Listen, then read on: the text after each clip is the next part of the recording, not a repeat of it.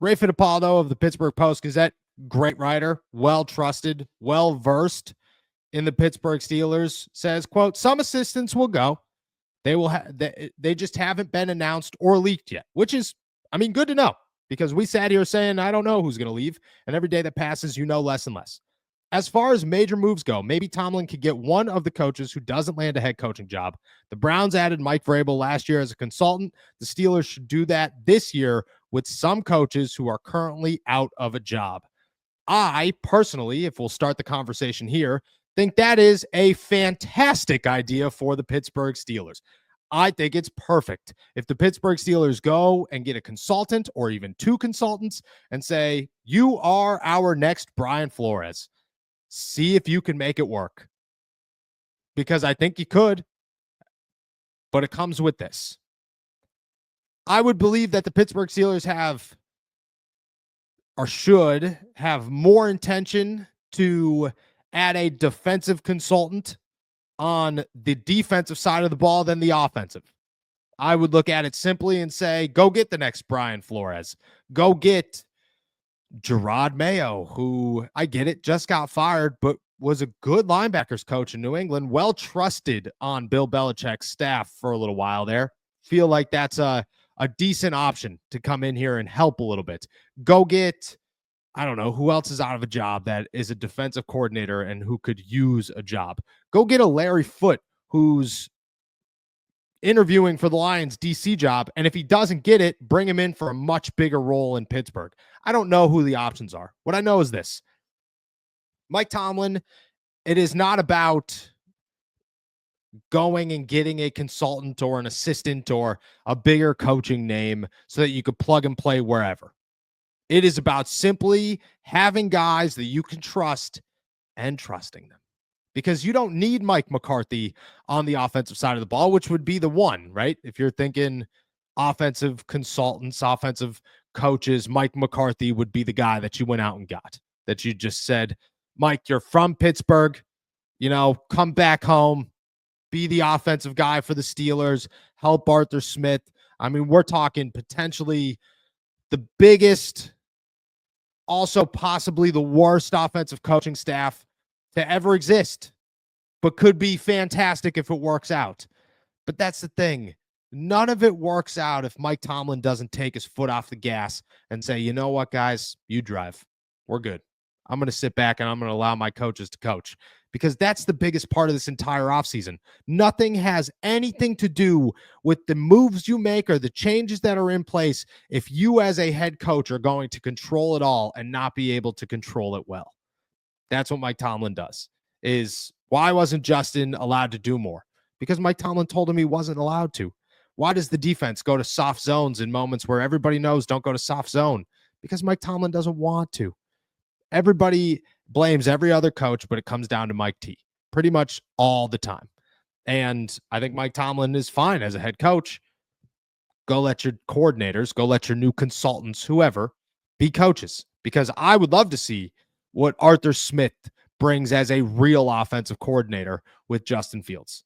I would also love to see what a bigger, better defensive mind would bring to the other side of the football if him and TA could work together and Mike Tomlin kind of took a step back. What happens there? I don't know, but I would love to see it. And I think that is the proper way to go about it. I'm open to consultants if I'm the Pittsburgh Steelers, but it comes with the side note of let them do their job and don't just hire guys so that Mike Tomlin can run every piece of this show like he currently does. Your thoughts? All right, football fans, things are getting real. Whether your team has made it to the conference championship or not, there's still plenty of ways to enjoy the games. Get in on the action right now with my partners at DraftKings Sportsbooks. They're offering all new customers $200 in bonus bets instantly by just betting $5. Don't let this slip away. Download the DraftKings app now and sign up using our code ALLSTEELERS. The crown is yours. Stay in on the action and use your $200 in bonus bets on DraftKings same-game parlays for a shot at an even bigger payout. Combine multiple bets together from the same game. Love the thrill of live betting? DraftKings has got you covered. Bet live in-game progress right as they are happening making watching the games that much more exciting. If sports betting is not yet available in your state, don't worry. You can still join in on all the fun with DraftKings Daily Fantasy and have the shot to win cash prizes. Download the DraftKings Sportsbook app now. New customers use my promo code ALLSTEELERS and bet just $5 on any wager and get $200 in bonus bets instantly. That's promo code ALLSTEELERS only at DraftKings Sportsbook.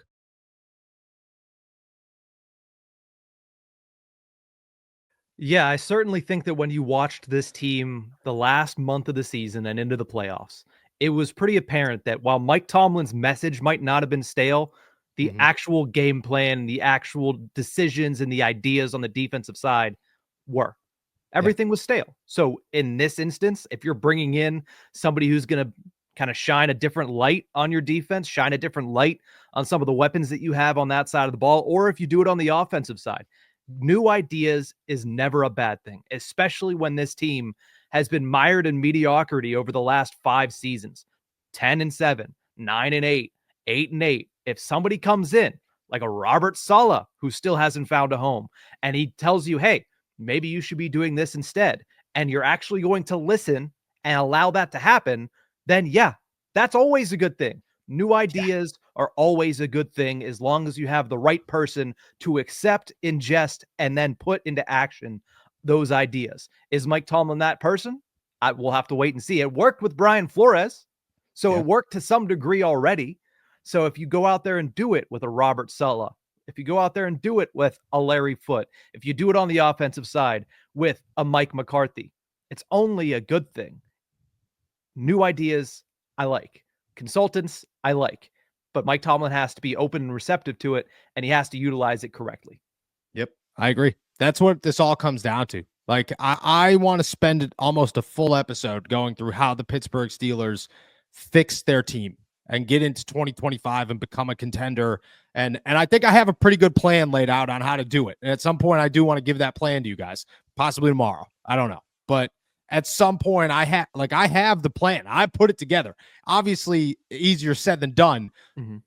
But it's, it's a blueprint to figure it out. And you want to know what number one on that list is?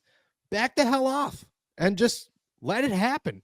Just let your guys coach. Become Dan Campbell. Become Nick Sirianni. Become these guys that are the greatest motivators you could think of, who allow their coaches to become coaches. And that's what you get. Mike Tomlin doesn't have a coaching tree. Dan Campbell's got 2 already. That's crazy. You want to know why? Because Dan Campbell just sits in there and gets everybody to run through a wall and then lets Ben Johnson draw up the best offensive plays humanly possible and lets Aaron Glenn sit down and run an absolutely dominant defense. That's what happens. So the start to any of this is, Mike Tomlin, back off. But I do think it's a good move. And if you got to go get somebody on the defensive side of the football is where I would start. You go get a guy like Mike McCarthy. Why not, dude? Why? Who? Sure. Sounds good to me. Like if that's what you want to do is pair Arthur Smith and Mike McCarthy. I don't see how that it either blows up in flames and it's terrible because both of them are washed, or it's absolutely fantastic and Justin Fields somehow just got the greatest offensive coaching duo in NFL history. It's one of the two. And I'm okay with testing the waters there. I truly am. Will it happen? I don't know. We'll see. But if Ray Fittipaldo is suggesting it, there's something behind it to say like, yeah, right. Like this isn't just like a shot in the dark. This isn't some random person saying it's not a shower consultants. It's more than just a shower thought. Yeah, there were words. There was conversation. Something sparked this, and that's interesting. If you had a guy on top of your head, do you have somebody on top of your head that you go and get? I'd go and get Robert Saleh. There's a reason. Oh yeah, very true. All right, yeah, very true. Very true. I mean, if you need somebody, because right now you look at the defense and you say, all right, they have the talent, the personnel is there. You just need somebody to get the best out of them. And right now, what Tomlin's doing, what Terrell Austin's doing, it didn't get the best out of this defense late in the season. Maybe if you bring in Robert Saleh, he has that one adjustment, or probably more so like 30 to 40 adjustments, because these guys come very well prepared, that turns this defense into high expectations, underwhelming results, to high expectations, high level results. Maybe that's all it takes. I agree. If he does not get the Jaguars job, call. And like I said, dude, I had somebody, I'm not gonna expose them, but I had somebody text me. I was like, yo, is that Robert Sala's thing? Is that source? Did you hear that? And I was like, yeah, but like, no. Like it wasn't, it was in a Captain phone Obvious. call. Yeah. Yeah, like it was a very side conversation of a phone call that once it was said came with the, yeah, chances are he's going to be a head coach or he's going to end up back in San Francisco. And I was like, yeah, I got that. Like I picked up on that the second that you said it out loud. So you never know. You never know with these head coaches. That would be a move. I just think it's worth exploring if you're the Pittsburgh Steelers, but it has to come with letting coaches be coaches. And then you fix so many things, or you don't, and you figure it out from there. Like that's the best part. Everybody asks all the time, why does Mike Tomlin have terrible coordinators? We never get an opportunity to know if they're good or not, and if they suck, you get rid of them. But the Steelers just hire ones and let them rock forever because Mike Tomlin's controlling the game. So they don't really know if they don't even care if they're good. If you're really good and you found somebody, I mean, that's a different, what you could do in those moments when you have something like that, it's a different level of coaching and teamwork at the same time.